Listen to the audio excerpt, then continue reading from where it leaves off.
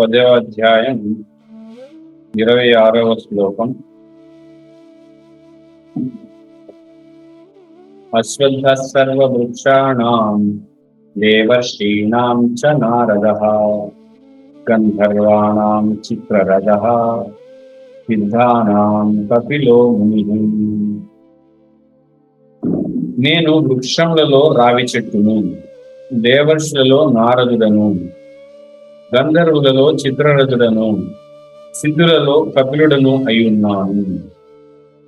ఇక్కడ మనం గమనించినట్లయితే ఈ అధ్యాయం అంతా కూడా నేను క్రితం వారం మనం చెప్పుకున్న ఏంటి, కృష్ణుడు మనకి తెలిసినటువంటి భౌతికమైన విషయాల ద్వారా, భౌతికమైన వాటి ద్వారా కృష్ణుడు తన యొక్క విభూతిని వివరిస్తున్నాడు. ఈ అధ్యాయం మొదట్లో అర్జునుడు అడిగాడు, నీ యొక్క విభూతిని వివరించమంటే, నేను మొత్తం వివరించలేను, అందులో కొద్ది భాగాన్ని మాత్రమే, ఉదాహరణకి మచ్చుకు మాత్రమే కొంత చెప్పగలను, ప్రధానమైనవి చెప్తున్నాను అని కృష్ణుడు అన్నాడు. ఇక్కడ అందులో భాగంగా ఈ శ్లోకంలో నేను వృక్షాలలో రావి చెట్టును అంటున్నాడు. అందుకే రావి చెట్టు కృష్ణుడి ప్రతినిధి కనుక, లేదా కృష్ణుడి యొక్క శక్తి కనుక రావి చెట్టును కూడా మనం భగవంతుడిగా పరిగణించి, ముఖ్యంగా ఈ యొక్క వనభోజనాలు అని చెప్తూ ఉంటారు కదా, కార్తీక మాసం, శ్రావణ మాసంలో వనభోజనాలకు వెళ్తూ ఉంటారు, కార్తీక మాసంలో ముఖ్యంగా చాలా మంది. అప్పుడు ఈ రావి చెట్టును కూడా ఆరాధిస్తూ ఉంటారు. కారణం ఏంటంటే, కృష్ణుడు ఇక్కడ చెప్పాడు. ఇక్కడే కాకుండా కొన్ని పురాణాల్లో కూడా రావి చెట్టు యొక్క గొప్పతనం, అంటే విష్ణువుకి ప్రాతినిధ్యం వహిస్తుంది కాబట్టి విష్ణువుగా ఆరాధించడం, రావి చెట్టులో విష్ణువు డైరెక్ట్ గా ఉంటాడని. మరి అలా అనుకుంటే ప్రతి జీవి హృదయంలో కూడా ఉన్నాడు, రావి చెట్టులో ఉండడం ఏంటి? అలా కాదు. ఎందుకంటే రావి చెట్టుకు ఒక విశిష్టత ఉంది.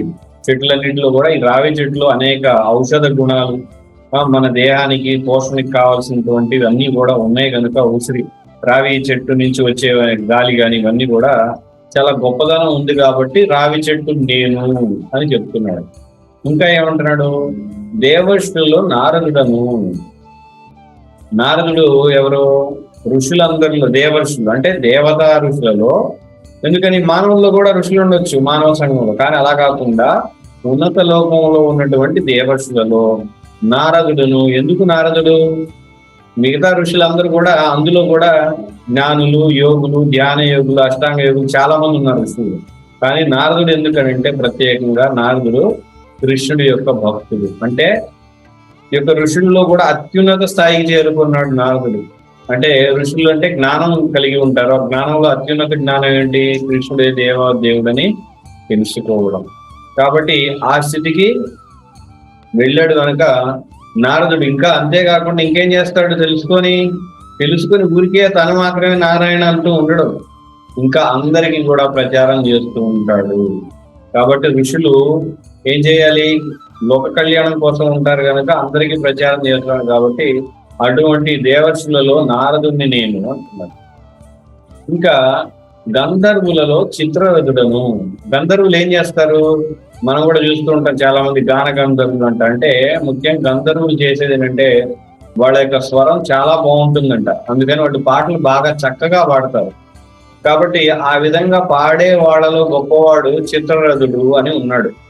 అతన్ని నేను అంటున్నాడు. అంటే ఏదైతే గొంతులో మంచి స్వరం కలిగి ఉండడంలో చిత్రరథుడు, అంతకు మించిన గొంతు కలిగిన వాడు ఎవరు లేరు ఈ మానవ రూపం.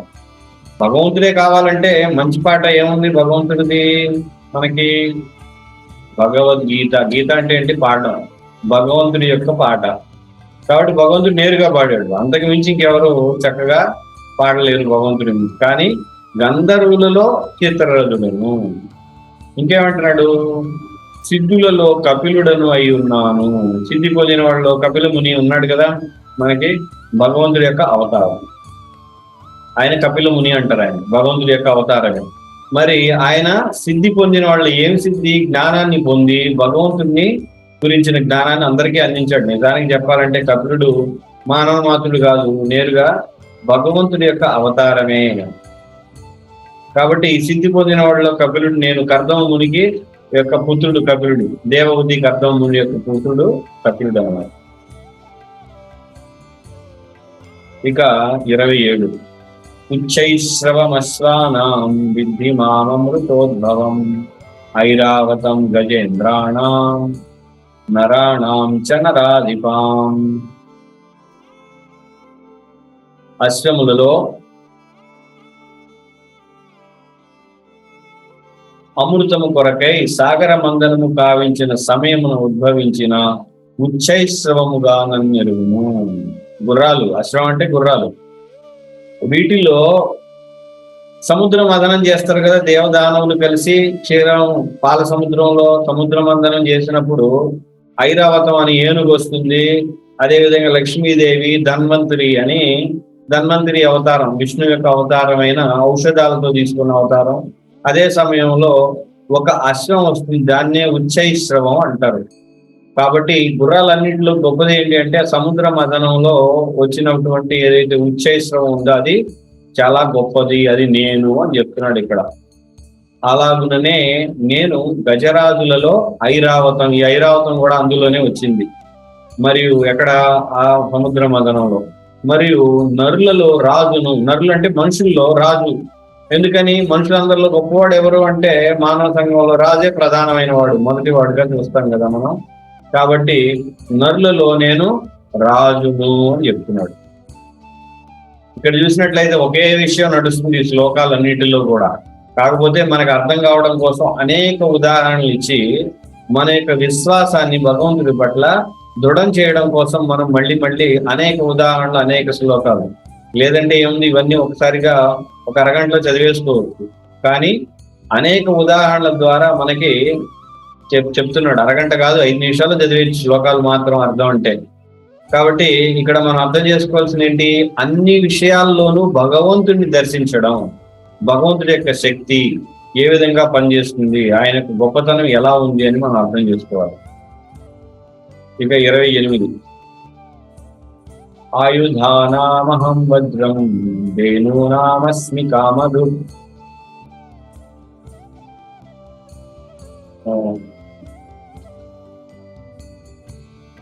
ప్రజనశ్చాస్మి కందర్పః సర్పాణామస్మి వాసుకిః.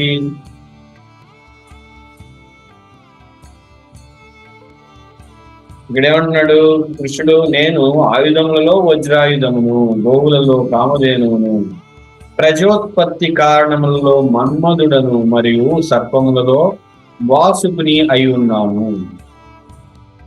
ఆయుధాలు మనకేంటి, కత్తులు, ఈటలు, బళ్ళాలు, బాంబులు, అవి ఇవి అని ఉన్నాయి.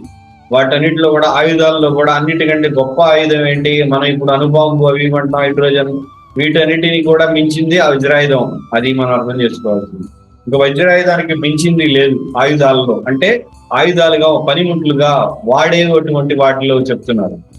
కానీ బ్రహ్మాస్త్రం అనేది అది వేరు. ఇది ఆయుధం గురించి చెప్తున్నారు. అది మంత్రం ద్వారా వేసేది బ్రహ్మాస్త్రం. ఇక్కడ ఆయుధాల్లో ఏమిటి, వజ్రాయుధాన్ని నేను. ఈ వజ్రాయుధం ఎక్కడ ఉంటుంది, దేవతల యొక్క రాజు అయినటువంటి ఇంద్రుడి దగ్గర వజ్రాయుధం ఉంటుంది. అది చాలా పెద్ద, అంటే చాలా గొప్పది. ఆయుధాలన్నింటిలో కూడా గొప్ప ఆయుధం అది ఇంద్రుడి దగ్గర ఉంటుంది ఈ ఆయుధం. ఇక గోవులలో కామధేనువును. కామధేను అంటే గోవులు అంటే ఆవులు, అన్ని పాలిస్తాయి. కానీ కామధేను ఏమిస్తుంది, ఏది కోరుకుంటే అది ఇస్తుంది. కామ అంటే కోరికలను తీర్చేది. మనకి పిండి వంటలు కావాలంటే పిండి వంటలు ఇస్తుంది. మామిడి పళ్ళ రసం కావాలంటే మామిడి పళ్ళ రసం కూడా ఇస్తుంది ఆవు. ఇంకా నాకు అందమైన భార్య కావాలని ఒకటి కోరుకుంటే అందమైన భార్యను కూడా ఇవ్వచ్చు. ఇంకా ధనాన్ని, బంగారం కావాలంటే బంగారం కూడా ఇస్తుంది. అంటే కామధేనువు అటువంటిది అనమాట. అంటే కేవలం పాలు మాత్రమే కాదు, గోవులన్నీ పాలు మాత్రమే ఇస్తాయి.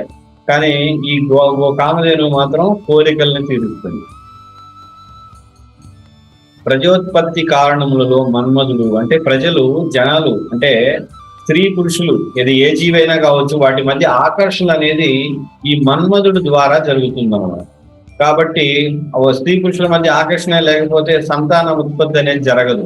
కనుక ఈ ప్రజోత్పత్తి కారణమైనటువంటి మన్మధుడిని నేనే అని చెప్తున్నాడు. మరియు సర్పములలో అంటే పాములలో వాసుకిని, ఈ వాసుకి ఉపయోగించే కదా సముద్ర మదనం చేస్తాం. ఎందుకంటే అంత పెద్దది అనమాట, చాలా గొప్పది వాసుకి. కాబట్టి దాన్ని ఉపయోగించి సముద్ర మదనం చేయడం జరుగుతుంది. 29 అనంతశ్చాస్మి నాగానాం వరుణో యాదసామహం పితॄణామర్యమా చాస్మి యమః సంయమతామహం. నేను పెక్కు పడగలు గల నాగులలో అనంతుడు. అంటే ఎక్కువ పడగలు, వాసుకి అనే దానికి ఒకటే ఉంటుంది, కానీ ఇక్కడ వాసుకి కూడా ఎక్కువ ఉండుండొచ్చు.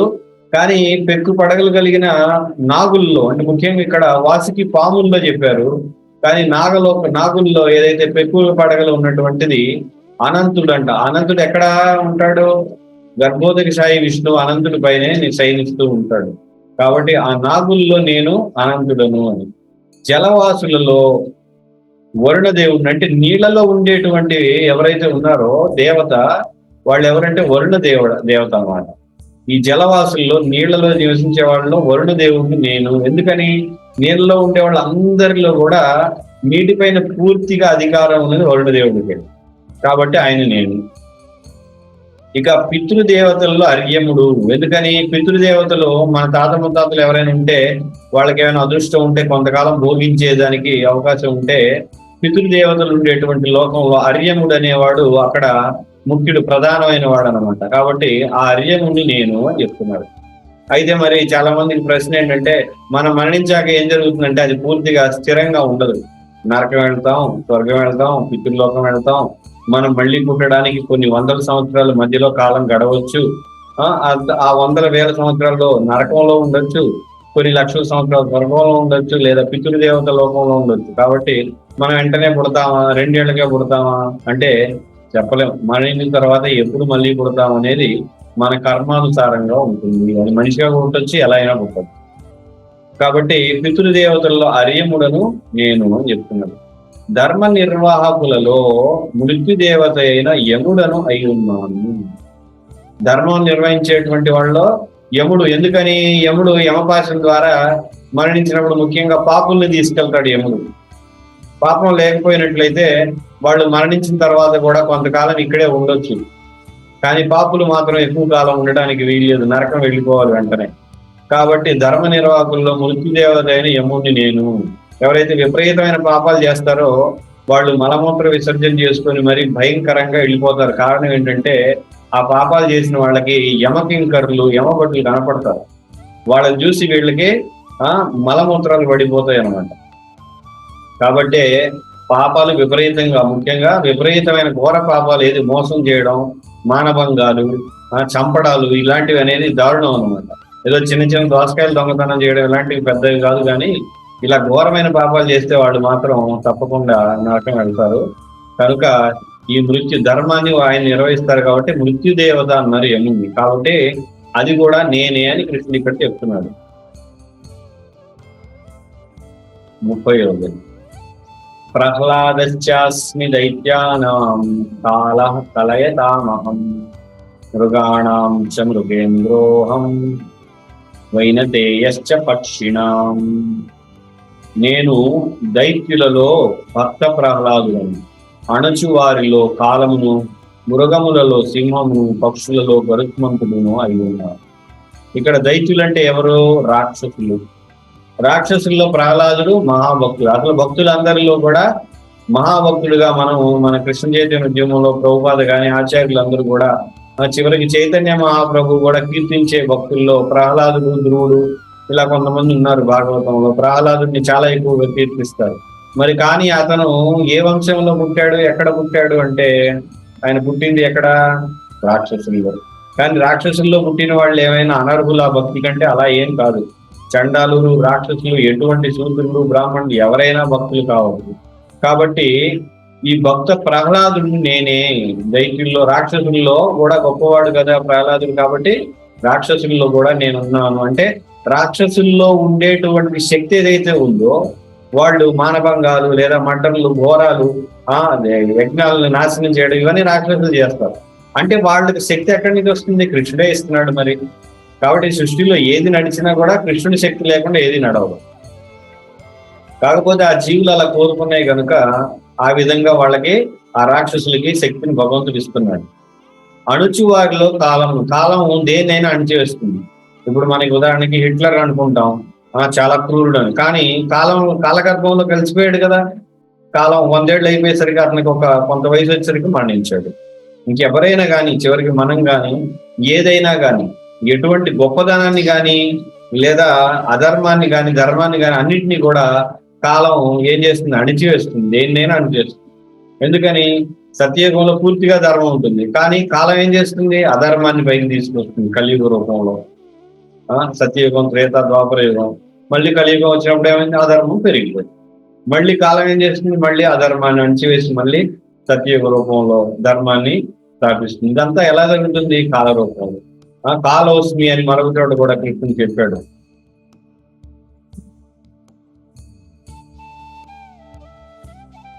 ఇక మృగాలలో సింహం. మృగాలు, అడవిలో ఉండేటువంటి మృగాలన్నింటిలో కూడా రాజెవరు? సింహం. అది నేనే. అందుకనే ఆ భగవంతుడు మృగం మరియు మనిషిగా వచ్చినప్పుడు నరసింహ, నరుడు సింహంగా వచ్చాడు. పక్షులలో గరుత్మంతుడను అయి ఉన్నాము. పక్షులలో ఏది? గ్రద్ద. ఎటువంటి గ్రద్ద? గరుత్మంతుడు, గరుడు అంటాం కదా ఆయన. ఎందుకని? పక్షుల్లో పెద్ద పక్షి ఏంటంటే గరుత్మంతుడు. అంతకు మించి పెద్ద పక్షి ఇక లేదు. కాబట్టి ఈ విధంగా మనం చూస్తే ఇవన్నీ కూడా పక్షులు, గ్రద్దలు, అశ్వాలు, ఏనుగులు, గుర్రాలు, ఈ విధంగా ఇవన్నీ కూడా మనకి తెలిసిన వాటి ద్వారా కృష్ణుడు తన యొక్క గొప్పతనాన్ని ఇక్కడ మనకి చెబుతూ ఉన్నాడు. హరే కృష్ణ. ఎవరికైనా ప్రశ్నలు కానీ ఏమైనా ఉంటే అడగదు. ప్రభుజీ, ఇప్పుడు కృష్ణ అన్నిట్లో నేను నేనని చెప్తున్నారు కదా, వాసుకి, అరణ్యుడు, యముడు, వీళ్ళందరూ అంటే కృష్ణ అంశాల ప్రభుజీ వీళ్ళందరూ? కృష్ణ అంశాలు నిజానికి ఇక్కడ కృష్ణ అంశాలు కాని వాళ్ళు ఎవరు లేరు ఈ సృష్టిలో. మనం అందరం కూడా కృష్ణుని యొక్క అంశలమే. కాకపోతే వీళ్ళు ఎవరైతే ఈ అంశల్లో కూడా మృగాల్లో గొప్పది సింహం. అంటే మృగాల్లో ఉన్న గొప్ప సింహానికి కూడా ఆ సింహమే గొప్పదవ్వడానికి కూడా కారణం నేనే. కావాలంటే ఏనుగుని గొప్ప చేయొచ్చుగా, లేదా కుక్కను గొప్ప చేయొచ్చుగా, లేదంటే జింకను, లేదంటే దుప్పిను గొప్పదాన్ని చేయొచ్చు కృష్ణుడు. కానీ దుప్పిని గొప్పదాన్ని చేయకుండా సింహాన్ని చేశాడు. ఆ సింహాన్ని నేనే అంటే ఆ సింహం అలా గొప్పగా ఉండడానికి కారణం నేనే. కాబట్టి నా ప్రతినిధిగా అది ఉంది, నా శక్తిగానే ఉంది. కాబట్టి కృష్ణుడి నిర్ణయం ప్రకారమే ఈ సృష్టిలో ఏదైనా ఒకటి గొప్పదనం లేదా శక్తి ఎక్కువగా ఉండడం లేదా శక్తి తక్కువగా ఉండడం జరుగుతుంది అని మనం అర్థం చేసుకోవాలి. ప్రభుజీ, ఇంకొక క్వశ్చన్. ఇప్పుడు పితృదేవతలకు ఆర్యముడు నేనే అని కృష్ణుడు చెప్పారు కదా, మనం పితృదేవతలు పూజ చేసినప్పుడు వాళ్ళకి నైవేద్యం పెడతాం కదా ప్రభుజీ, అది మనం స్వీకరించవచ్చా? నిజానికి అంటే ఎవరైతే శుద్ధ మంచి భక్తితో ఉంటారో వాళ్ళు పితృదేవతలకి నైవేద్యం ఇవన్నీ కూడా ఏదైతే మనకి చైతన్య చరిత్రలో చూస్తే అద్వైతాచార్య పెడతారు భగవత్ ప్రసాదాన్ని పితృదేవతలకి అని. భగవత్ ప్రసాదం చేసి ముఖ్యంగా వాళ్ళ తరఫున అంటే పితృదేవతలకి చెందాలంటే భక్తులకి ఇవ్వాలి భగవత్ ప్రసాదం ముఖ్యంగా. అలా కాకుండా ఎవరైనా సరే గృహస్థులు వాళ్ళ యొక్క తల్లిదండ్రులు ఎవరైనా మరణించిన వాళ్ళ ఫోటోలకి భగవత్ ప్రసాదాన్ని అర్పించి ఎవరైతే ఉంటారో వాళ్ళ పుత్రులు వాళ్ళు అంటే కొడుకు కోడలు వాళ్ళు తీసుకోవచ్చు, తప్పేమీ లేదు.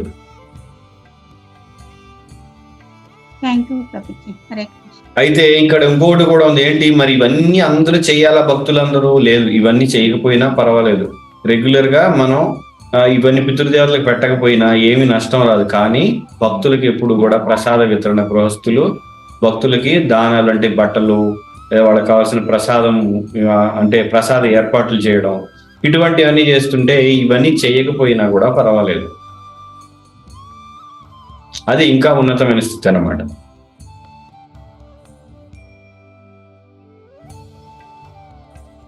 అంటే ప్రభుజీ, మన భక్తిలో మన స్థితిని బట్టి చెయ్యాలా వద్దా అనేది మన పైన నిర్ణయం పడి ఉంటుందంట. మనం ఓన్గా కాదు, మనం ఎవరి దగ్గర శిక్షణ పొందుతామో వాళ్ళ ద్వారా మన పరిస్థితిని బట్టి మన పరిస్థితిని చర్చించి మనం ఏం చేస్తే బాగుంటుంది అనేది వాళ్ళు చెప్తారు. కాబట్టి ఆ విధంగా చేయాలి. అందరికీ ఒకటే కాదు. ఇప్పుడు మీరు చేయకపోయినా పర్వాలేదు, అయ్యి ఉండొచ్చు, నాకు తెలియదు. కానీ కొన్నిసార్లు మీరు చేయాల్సి ఉండొచ్చు మీ పరిస్థితిని బట్టి. హరే కృష్ణ. అర్థమైంది కదా? హరే కృష్ణ, అర్థమైంది ప్రభు. థ్యాంక్ యూ ప్రభు. అశ్వత్థ వృక్షం అంటే మీరు రావి చెట్టు అన్నారు కదా, బుక్ లో మర్రి చెట్టు అని ఉంది, ఏది కరెక్ట్ అంటారు? ఇది అశ్వత్థం అంటే మనం అశ్వత్థం అనే తప్పు పడినట్టుంది భగవద్గీతలో. మర్రి చెట్టు అని ఉందా? అవును ప్రభుజీ. అశ్వత్థ వృక్షం అంటే మర్రి చెట్టు, రావి చెట్టు అనేది తప్పు. మర్రి చెట్టే కరెక్టా ప్రభుజీ? ఓకే, ధన్యవాదాలు ప్రభుజీ. కానీ రావి చెట్టు కూడా పవిత్రమైంది మనకి, అందుకే మనం రావి చెట్టును కూడా ఆరాధన చేస్తూ ఉంటాం కదా. అవును ప్రభు.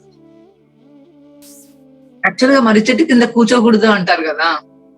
అవును, అంటే వృక్షాణం మర్రి చెట్టు ఎందుకంటే చాలా పెద్దది కదా. ఇక్కడ ఆ విధంగా అంటే ఆరాధన గురించి చెప్పలేదు.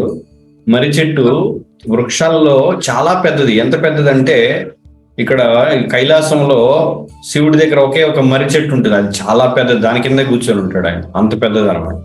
ఎంత పెద్దదని మొత్తం కైలాసం మొత్తం పూర్తిగా విస్తరించి ఉంటుంది అలాగా. ఓకే ప్రభుజీ, ఇక్కడ నరులలో రాజును అని అంటే ఏ రాజు అని? రాజు కూడా ఒక అందరు రాజులు అందరూ, ఏ రాజు అయినా కానీ నరుల్లో ప్రతి దేశానికి ఒక రాజు ఉంటాడు కదా, ఆ రాజు నా యొక్క ప్రతినిధి అని కృష్ణుడు చెప్తున్నాడు. శ్రీమద్ భగవద్గీత కీ జై, శ్రీల ప్రభుపాద కీ జై.